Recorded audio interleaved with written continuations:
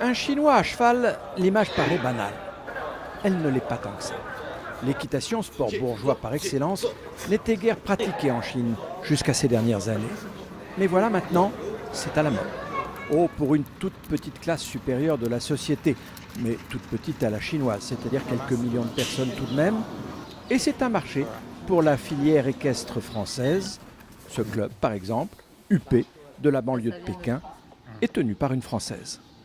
Et ça, c'est un gros cheval. Ça vient de Normandie. Ça s'appelle un coq normand de race. Il a été importé de France. Il a pris l'avion, il est venu jusqu'ici.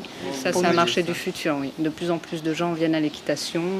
D'abord pour le côté noble de l'activité et puis après par passion. Deux des régions les plus concernées, Pays de Loire et Normandie, se sont associés pour appointer un Chinois francophone et francophile chargé de vendre le cheval à la française dans l'Empire du Milieu. J'ai rencontré des professionnels en France et j'ai beaucoup de contacts avec des professionnels chinois et je crée des liens entre eux pour développer ce marché. Ça veut dire des chevaux, des formations, des tourismes, même des investissements. Pas si facile de vendre des chevaux en Chine, notamment en raison des barrières sanitaires. Mais on s'accroche. Les professionnels français sont présents dans les nombreux salons du cheval qui se tiennent en Chine.